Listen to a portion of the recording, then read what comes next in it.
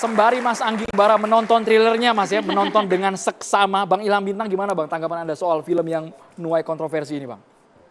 Ya, terima kasih Bang Endro, Andromeda dan Mbak Dwi. Sebenarnya saya kemarin tuh andai kata bukan Anda yang perintah, saya malas mau bahas beginian gitu. Karena udah seperti Garin bilang tadi, sejarah film Indonesia selalu diwarnai dengan kontroversi seperti ini. Dan biasanya ada yang mengambil untung, Ya, yang mengambil untung yang pembuatnya lah karena dia dibicarakan di mana-mana membuat orang penasaran untuk pengen menonton. Tapi itu versi lama. Sekarang nggak ada yang peduli saya kira ya. Nah, karena Anda perintah Andro dan Dwi, saya kemudian mencari semalaman sampai tadi pagi mengontak pembuat filmnya, produsernya gitu. Produsernya itu tadinya disebut Leo Picture itu. Saya cari, jangan-jangan Leo Sutanto. Leo Sutanto kawan saya, sahabat saya ya, seorang raja sinetron juga di Indonesia. Saya telepon tengah malam tadi malam dia nyampe nggak bener Bang, coba cari yang bener siapa itu. Dan saya temukanlah si pembuatnya itu, si produsernya. Tapi nanti ini ceritanya, cerita belakangan. Nah, saya menjadi anggota sensor itu tahun 94 Pak Kiai. 94. Itu permulaan Badan Sensor Film berubah menjadi Lembaga Sensor Film. Dan anggota sensor film itu diangkat oleh Presiden dari semula oleh Menteri Penerangan. Nah, kisah ini selalu diwarnai seperti ini. Tapi saya mau cerita perkenalan saya dengan lembaga Badan Sensor di tahun 1977. Mudah-mudahan bisa meringkaslah persoalan kita gitu. Nah, pada waktu itu jamak tuh wartawan dengar pendapat dengan pihak lembaga sensor film dengan bahan potongan-potongan film. Nah, itu sejak lama. Tahun 77 saya baru setahun bekerja di Harian Angkatan Bersenjata sebagai wartawan kebudayaan. Saya diundang, saya berkenalan dengan ketua lembaga sensor filmnya namanya Pak Sumarmo yang saya kagumi sampai hari ini. Ya, seorang visioner. Kenapa? Ketika 45 menit Anda bayangkan potongan itu diputar di depan wartawan, itu riuh tuh gedung Badan Sensor Film. Gaduh, protes, mengecam dan lain sebagainya. Terus kemudian Pak Marmo dapat kesempatan bicara. Dia bilang, teman-teman wartawan tenang. Yang tadi Anda tonton itu bukan yang lulus sensor. Tapi yang dipotong. Jadi tidak kita lepaskan itu untuk ditonton oleh masyarakat. Nah, tetapi ada persoalan utama yang sebenarnya yang harus kita pikirkan dari sekarang. Ini katanya dengan Mas Garin tadi. Yeah. Ini kalau potongan-potongan film itu dalam bentuk ya, roll film, pita seluloid misalnya segala macam ini, pita magnetik itu gampang bisa dipotong. Tapi Anda bayangkan nggak di kemudian hari nanti ada sinyal melalui angin, melalui udara masuk tanpa permisi, tanpa kolon nuwun, tanpa bisa disensor karena bentuknya udara. Dan itu terjadi sekarang kan. Jadi sekarang kan bisa masuk, bisa ditonton di mana-mana. Anda bisa mana mencegah itu namanya film-film dari media sosial itu, iya kan? Jadi dia bilang wartawan, Anda Andro dan Dwi ini, dari sekarang Anda pikirkan bagaimana menyiapkan masyarakat kita untuk bisa menghadapi segala yang akan datang nanti, yang masuk ideologi yang berbeda dengan ideologi Pancasila, ideologi bangsa kita. Gambar-gambar yang seronok yang tidak bisa kita sensor dan tidak pantas untuk ditonton. Bagaimana penghinaan agama dan lain sebagainya. Itu akan terjadi di kemudian hari. Kenapa? Tidak ada yang bisa dimintai tanggung jawab. Kalau sekarang ada nih, sensor kita minta tanggung jawab. Si pembuat filmnya kita bisa tanggung jawab misalnya. Bioskop nggak mungkin putar tanpa ada sensor segala macam. Tapi yang dibawa oleh udara itu loh. Yang masuk di gadget anak-anak kita. Bagaimana mencegahnya? Jadi kira-kira gini Pak Kiai. Ini tugas Pak Kiai juga nih. Bagaimana menyiapkan masyarakat kita semua, termasuk Anda sebagai sineas film, ya, sensor film, menyiapkan masyarakat untuk menerima segala tiba dan kemampuannya dia untuk menolak itu, mengelakkan itu. Kira-kira gitu, Andro.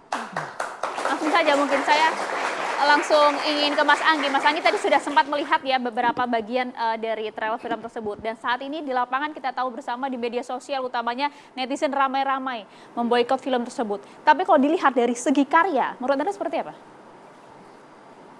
Pertama sih saya mau kasih shout out juga sih bahwa berarti promonya berhasil ya. Saya ngelihat ini sebagai tadi Saya pikir ini cuma ini gorengan nih, maksudnya emang ya dibikin viral, dibikin ini supaya orang penasaran gitu Tapi kan kan. narasinya negatif, Mas. Loh, there's no such thing as a bad publicity gitu kan. Oke. Maksudnya orang pasti penasaran dan semakin ditolak, semakin dilarang, pasti semakin Semakin dicari, penasaran ya. gitu, semakin dicari sama orang gitu. Jadi ya sekarang ya mau gimana gitu kan. Kalau saya sih melihatnya dari yang udah dari trailernya itu ya, itu kan kalau saya lihat premisnya sih nggak terlalu bermasalah gitu. Satu desa yang dia nggak pernah azan, nggak pernah terjadi sebuah kesesatan di dalam satu desa gitu kan. Yeah. Premisnya tentang itu sebenarnya gitu kan. Makanya mungkin yang jadi kontroversi adalah judulnya kan, kiblat itu kan, bahwa emang kiblat itu kan menghadap ke Mekah apa saya seharusnya lebih indah, lebih poetik, lebih syahdu, lebih dekat dengan Tuhan gitu ya. Nah, mungkin di judulnya aja nih yang mungkin emang dipergunakan sebagai materi dari promosi, sebagai clickbait juga nih, supaya emang kontroversi, supaya emang penasaran gitu kan. Tapi kalau saya nggak mau menghakimi filmnya sebelum menonton sampai akhir. Meskipun gitu tadi kan. Mas ketika di potongan kita melihat bersama ada adegan ritual sholat Mas. Iya. Ritual sholat ketika ruku tiba-tiba posisi badan tokoh Iya. di dalam film itu berbalik. Iya, kebetulan film horor. film terakhir saya yang tayang kemarin judulnya Munkar, itu ada adegan juga dia lagi sholat diganggu sama ada jin di sana, akhirnya pas lagi dia bangun dia membelakangi kiblat, pantatnya dia memantati kiblat, adegan itu diputar-putar gitu kan. Udah ada film seperti itu dan nggak ada masalah gitu kan. Yang menontonnya pun nggak ada penolakan gitu kan. Dan sebelumnya juga ada film yang Kanzab, walaupun awalnya banyak yang bilang wah bikin orang takut sholat apa segala macam gitu kan. Tapi setelah saya perhatiin, setelah itu yang komentar seperti itu biasanya yang belum nonton gitu. Jadi Emang emang belum mereka udah tayang sih, menghakimi Mas. duluan gitu kan di depan.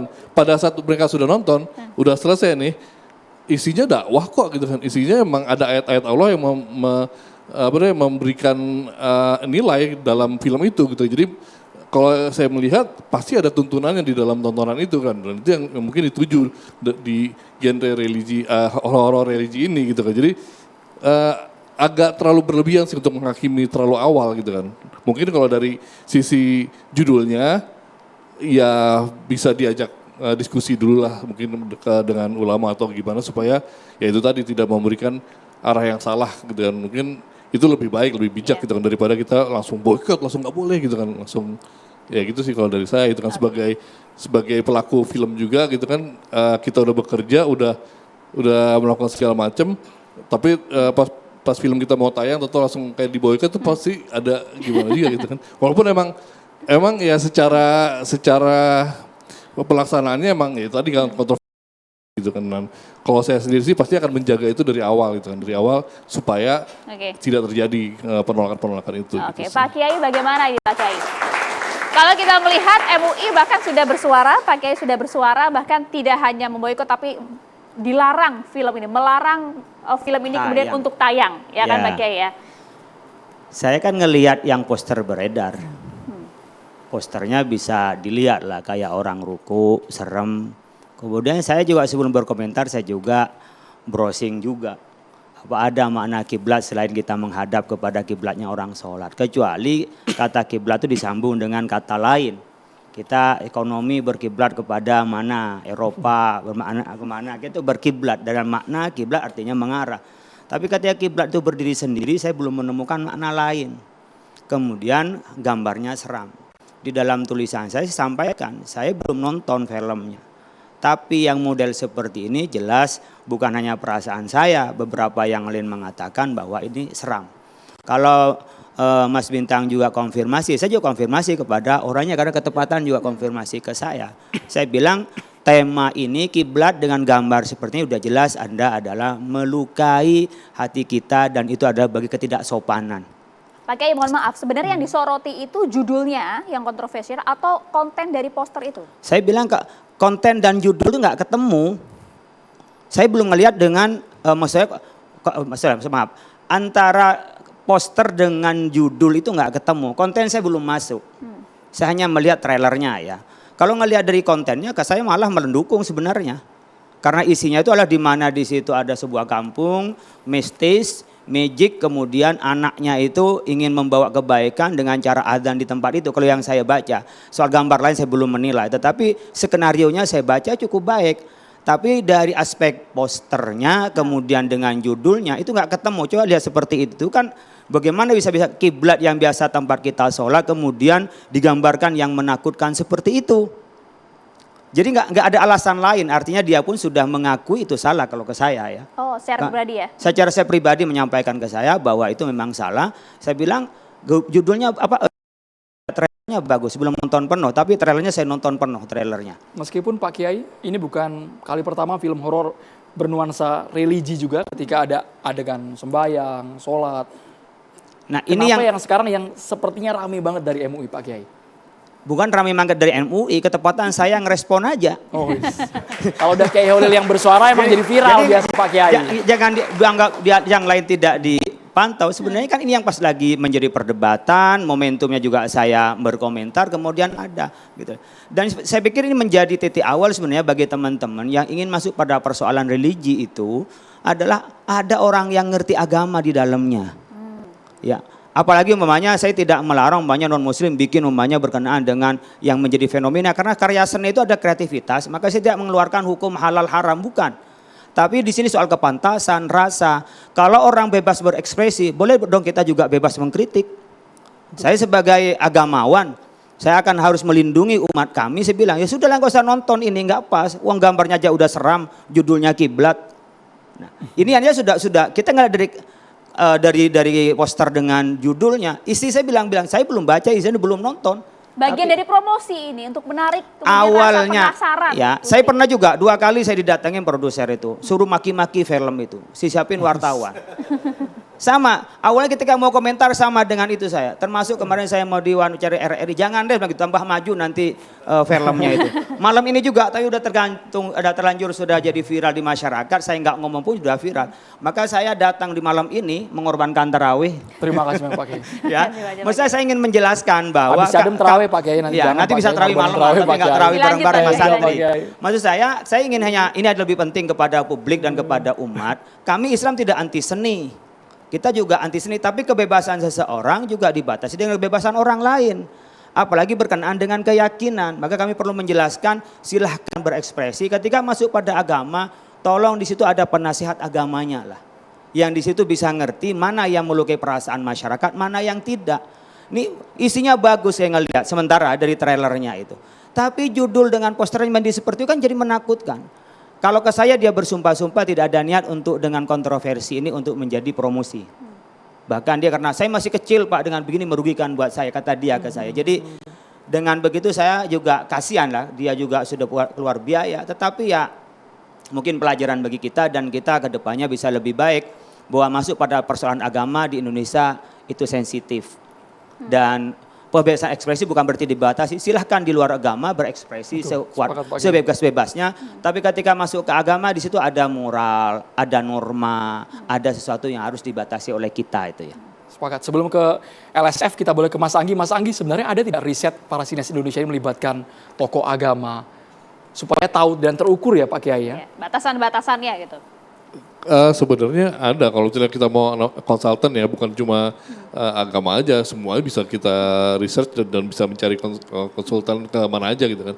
Dan ya itu sebenarnya saya setuju sama Pak Kiai gitu kan, bahwa emang ya harusnya kalau kita mau membahas sesuatu ya kita konsultasi dulu, diskusi dulu dengan yang ahlinya gitu kan, dengan yang mengerti tentang itu gitu kan. Dan itu tadi kan, nah kalau ngomongin masalah batasan, ya batasannya ini kan kadang suka berbeda-beda gitu kan, batasan menurut rakyat seperti apa, pembuat seperti apa, dan yang sorry to say banyak produser non muslim di Indonesia yang emang membuat film horor religi juga gitu, banyak yang mereka juga nggak mengerti bagaimana. Kalau mereka nggak lahir dan besar dengan agama Islam gitu, maksudnya dia nggak mendalami. Nah tugas kita juga sebagai sutradara dan penulis gitu kan, kita kadang ngejagain itu dari awal bahwa ini jangan begini, ini begini. Tapi at some point kan executive decision ada di tangan produser gitu kan. Nah ini yang emang ya butuh sama-sama sih kita semua yang emang memperjelas di batasannya di mana nih. Dan ini dari LSF sangat berperan nih untuk memberikan batasannya tuh ini gitu kan. Selama ini tuh kan agak agak rabu nih batasannya di mana nih gitu kan. Jadi terlalu luas, terlalu lebar batasannya gitu. Ya. Mas Anggi, tapi menurut Anda ya, kenapa kemudian baru ramainya sekarang sih? Dan kenapa terhadap film ini saja? Beberapa kali kita tahu film horor religi yang bahkan juga kontroversial juga dianggap oleh masyarakat, gak rame. Itu akumulasi sih kalau saya ngeliat gitu. Jadi emang udah pertama gelisah, mungkin dari sedikit gelisah lama-lama kok begini lagi, lama-lama setahun 2 tahun ya akhirnya meledak juga gitu kan. Ya itu akumulasi aja sih dari sekian banyak film horor dan film horor religi yang emang mungkin membuat sebagian umat Islam juga Dianggap menakuti begitu ya? memberikan kegelisahan lah. Kalau film horor emang tugasnya menakuti gitu kan. Esensi dari film horor adalah memberikan rasa takut, yaitu hiburannya di situ gitu kan. Nah kan kita tugasnya gimana nih sebagai sutradara dan produser memberikan hiburan tapi juga tetap menjaga hal-hal yang harus dijaga gitu kan. Soal batasan dan juga bagaimana kalau film ini sudah terlanjur kebablasan beredar, bagaimana peran dari lembaga sensor film. Sesaat lagi Pak Irfan Ismail, kita harus jeda hanya di Catatan Demokrasi pemirsa.